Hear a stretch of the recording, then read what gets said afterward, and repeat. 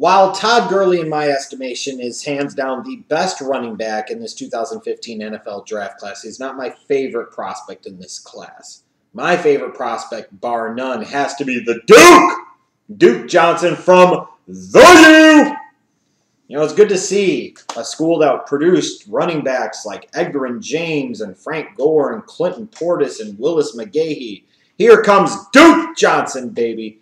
And to me, my favorite of all the running back prospects to watch on film for this 2015 NFL draft. Here's a guy that, while not the biggest to me, can do so many things at the NFL level, maybe even more so than guys like Melvin Gordon or even a Todd Gurley. When I look at Duke Johnson, I think the biggest strength that he brings to the table at the NFL level is his versatility, the fact that he can run between the tackles, that he can run outside. I think he's much better as a blocker than both Gordon and Gurley, and I also think he's far superior in the passing game compared to a Gurley or a Gordon.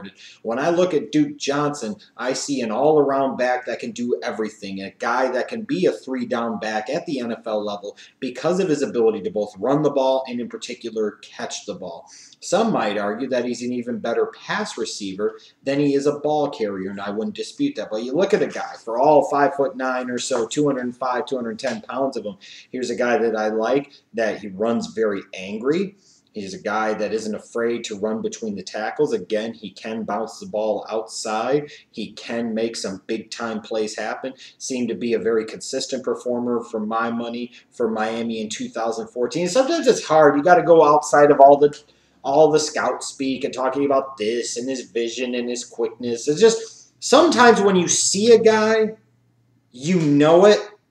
It doesn't mean you're always going to be right, but when you see it, you feel it, you sense it, you know it.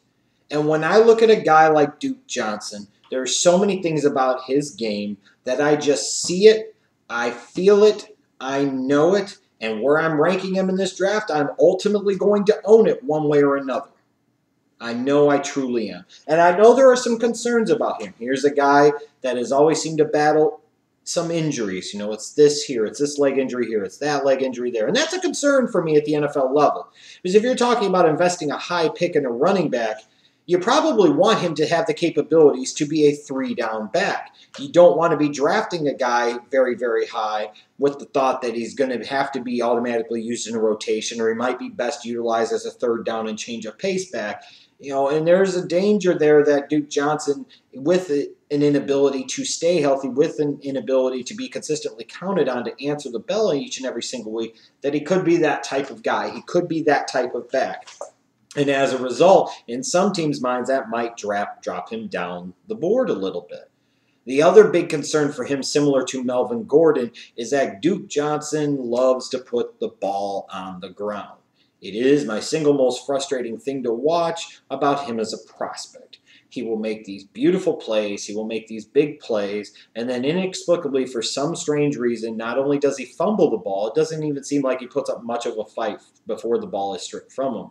And sometimes that's just what's going to happen. We might always say that a running back should never fumble and can never fumble, but it does happen. However, it seems to happen much more frequently than it should with a guy like Duke Johnson.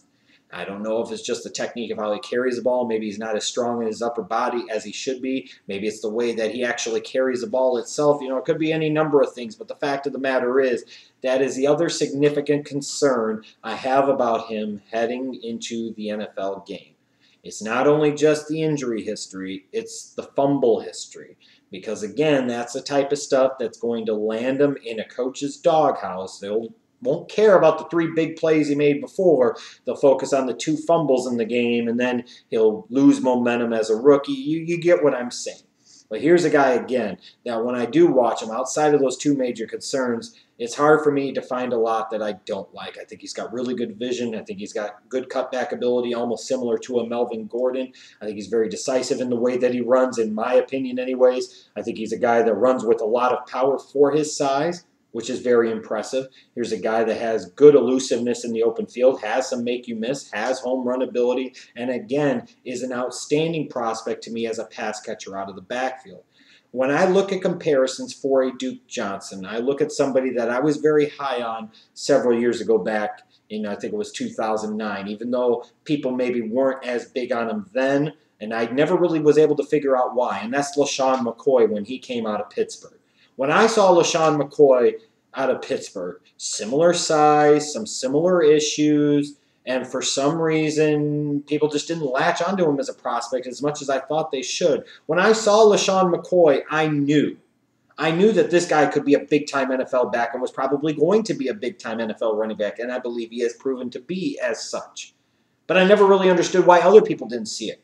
With LeSean McCoy, it was just something I saw. It was just something I knew. And again, it's something you can quantify to a certain degree, but it's not something you can always quantify. Sometimes you just see that it factor with the player. And sometimes we're right, and sometimes we're wrong.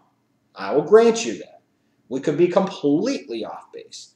But when I look at Duke Johnson and his all-around skills, I look at somebody very similar to a LeSean McCoy coming out of Pittsburgh, a guy who I thought was criminally underrated and I think far has outplayed his mid-second round draft status that he had from back in 2009. That's what I envision Duke Johnson to be. I think his draft stock could be anywhere from getting picked in the top 40 to getting all the way picked into the middle of round 3 because of the fumbling concerns, because of the injury concerns. I think at the end of the day, he will find himself somewhere in round number 2, be one of the first 4 or 5 running backs drafted in this class, and I think the team that takes him will be very happy that did so for many years to come. For my money, in my mind, I think he's a better overall prospect than Melvin Gordon because I think he can do more things. And while some of the concerns about them are similar, I just think Duke Johnson does more, and I just flat out think he's better. And after Todd Gurley, in my opinion, based off of what I've seen, and like I said, maybe I'm not doing the best job of explaining it and quantifying it because sometimes you frankly can't.